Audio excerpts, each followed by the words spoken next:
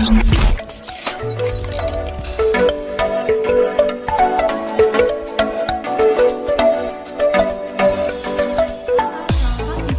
anak-anakku kelas 6, bagaimana kabarnya? Tentunya anak-anak tetap semangat. Nah, untuk pembelajaran kita pada pagi hari ini, anak-anakku kelas 6 masih melanjutkan di materi 1, yaitu ibadah yang sejati. Yuk, mari kita mau belajar. Kisah Para Rasul pasal 2 ayatnya yang ke-41 sampai yang ke-47 menggambarkan dengan jelas bagaimana jemaat mula-mula beribadah. Yang pertama adalah menerima firman Allah dan memberi diri dibaptis. Yang kedua, bertekun dalam persekutuan. Yang ketiga, memecahkan roti, berdoa, makan bersama-sama sambil memuji Allah dan mendengarkan pengajaran para rasul.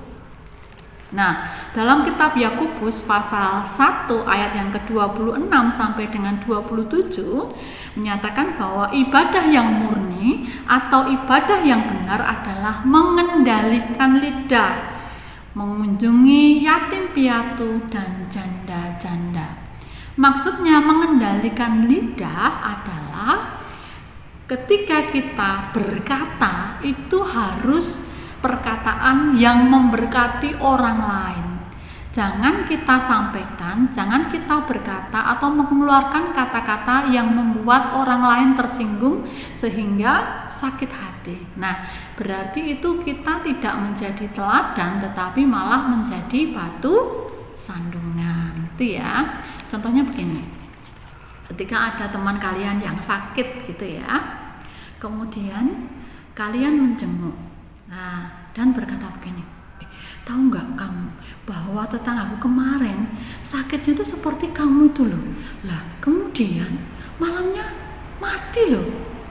Ketika anak-anak sampaikan tersebut, maka yang sakit akan merasa sedih dan mungkin tersinggung ya. Waduh, nanti malam aku mati ya. Mungkin akan berpikiran seperti itu ya. Nah, itu tidak boleh. Tetapi kalau seandainya anak-anak ini berkata ya ini, hari ini sakit nggak apa-apa ya, harus tetap bersyukur karena Tuhan sayang sama kamu. Nah, kamu bisa istirahat, kamu bisa fokus untuk apa? Untuk berdoa kepada Tuhan. Nah, yuk mari kita berdoa bersama-sama yuk. Nanti Tuhan pasti sembuhkan dan Tuhan pasti berikan pemulihan kesehatan secara sempurna. Maka yang sakit bagaimana? Merasa senang. Oh, ternyata aku akan sembuh. Begitu anak-anak ya. Oke, kemudian lanjutkan. Nah, Rasul Paulus juga menjelaskan dalam kitab Roma pasal 12 ayatnya yang pertama, yaitu ibadah dengan mempersembahkan tubuh sebagai persembahan yang hidup, yang kudus dan yang berkenan kepada Allah, itu adalah ibadahmu yang sejati.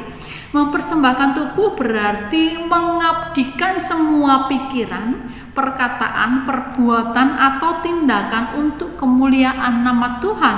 Apapun yang kita pikirkan, yang kita ucapkan dan kita lakukan, semua harus sesuai dengan ajaran Tuhan atau sesuai dengan kehendak Tuhan. Jadi anak-anak, mempersembahkan tubuh kita sebagai persembahan yang hidup, yang kudus dan yang berkenan kepada Allah, maksudnya adalah kita menggunakan semua anggota tubuh kita untuk apa? Untuk kemuliaan Tuhan. Contohnya bagaimana? Nah, kita menjaga kekudusan hidup kita di hadapan Tuhan. Iya Bu, bagaimana caranya? Contoh, telinga ini digunakan untuk mendengarkan toh. Mendengarkan firman Tuhan.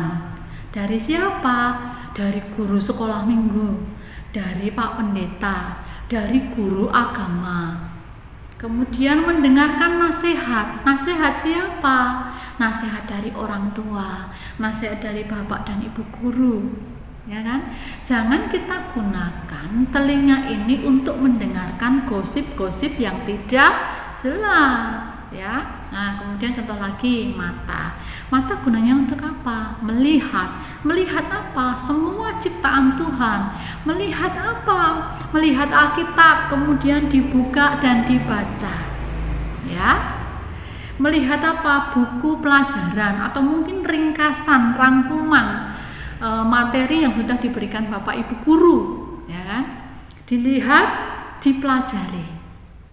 Ya kan? Nah, jangan mata ini digunakan untuk hal-hal apa? Hal-hal yang tidak benar. Contohnya, melihat video-video yang tidak jelas, ada konten pornografinya, tidak boleh, ya kan? Nah, kemudian apa? Mulut. Mulut ini kita gunakan untuk apa? Memperkatakan firman Tuhan. Tadi kemudian sudah contohkan ya. Nah, kemudian apa? Gigi. Gigi ini gunanya untuk apa? Mengunyah makanan, menggigit daging ayam, daging sapi gitu ya. Tetapi kalau gigi ini kita gunakan untuk menggigit telinga adik kita, yaitu salah ya. Kemudian apa? Tangan. Tangan ini gunanya untuk apa sih? Untuk memegang sesuatu. Ya kan? Contoh, megang sapu ya untuk nyapu, pegang pel untuk ngepel. Ya kan? Nah, bantu mama cuci piring. Tangan ini juga bisa digunakan untuk apa? Bertepuk tangan, memuji Tuhan, ya kan? Tangan ini juga bisa digunakan untuk apa? Untuk apa lagi? Salaman, ya. Mungkin saat ini nggak boleh salaman ya. Nanti kalau sudah virus coronanya pergi, kita bisa salaman ya, satu dengan yang lain, ya kan? Nah, jangan tangan ini kita gunakan untuk apa? Narik rambutnya siapa? Adiknya, nyubit paha kakaknya, atau mungkin nampar pipi temennya. Itu tidak boleh. Itu bukan apa? Bukan menjaga kekudusan hidup, tetapi apa? Membuat hidup kacau. Ya. Kemudian kaki digunakan untuk apa? Berjalan ke rumah Tuhan, berjalan ke sekolah, ya kan? Jangan kaki digunakan untuk apa? Tendang pantatnya teman, enggak boleh ya. Nah, jadi apa anak-anak? Sekali lagi Budian sampaikan bahwa kita harus menjaga kekudusan hidup kita di hadapan Tuhan dengan cara menggunakan semua anggota tubuh kita ini untuk kemuliaan nama Tuhan. Itulah ibadahmu yang sejati, yaitu apa? Mempersembahkan tubuh kita ini sebagai persembahan yang hidup, yang kudus, dan yang berkenan di hadapan Allah. Oke. Nah, kita dapat mewujudkan ibadah yang benar diawali dalam kehidupan sehari-hari. Benar kan? Misalnya menghormati orang tua. Nah, jangan lagi ada anak-anak yang berbantah-bantahan dengan orang tua, ngeyelan. Jangan dilakukan lagi. Jangan dilakukan lagi apa? Melawan orang tua. Jangan dilakukan lagi. Ubahlah itu menjadi apa? Menghormati, menghargai orang tua. Mengapa anak-anak? Karena orang tua itu adalah wakil Allah di dalam keluarga. Untuk apa? Untuk membina, untuk mendidik, untuk membimbing anak-anak ya sesuai dengan ajaran Tuhan. Itu ya. Kemudian apalagi anak-anak? Rajin belajar ya. Jadi anak-anak kan sudah kelas 6, sudah besar kan. Jadi nggak usah lah dioyak-oyak mamahnya atau papahnya, ayo belajar dulu, nggak usah. Belajar itu merupakan tanggung jawab anak-anak. Jadi ada dan tidak ada tugas dari Bapak Ibu guru, anak-anak harus belajar. Karena apa? Tugas seorang pelajar, kewajiban seorang pelajar adalah belajar. Kalau seandainya anak-anak malas-malasan, nggak mau belajar, pastinya apa? Anak-anak tidak akan mengerti, anak-anak tidak akan paham tentang apa? Materi yang sudah disampaikan oleh Bapak dan Ibu guru. Nanti kalau ada tugas, pasti anak-anak akan kerepotan, bingung sendiri. Karena apa? Ya nggak fokus. Ketika apa? Pembelajaran disampaikan. Begitu kan? Nah, apalagi anak-anak? Mengerjakan tugas dan mengumpulkan tugas tepat waktu. Ya, diusahakan. Karena itu merupakan bentuk dari ibadah dalam kehidupan sehari-hari. Oke. Ibadah yang benar tidak hanya dilakukan ketika kebaktian pada hari Minggu saja, tetapi setiap saat, yaitu berhubungan dengan menjaga sikap, perkataan, dan perbuatan. Ibadah yang benar mencakup seluruh hidup kita, jadi harus dilakukan setiap saat dan di mana saja. Oke ya, anak-anak ya. Nah, untuk tugasnya silakan anak-anak menyebutkan 10 ya, 10 contoh ibadah dalam kehidupan sehari-hari.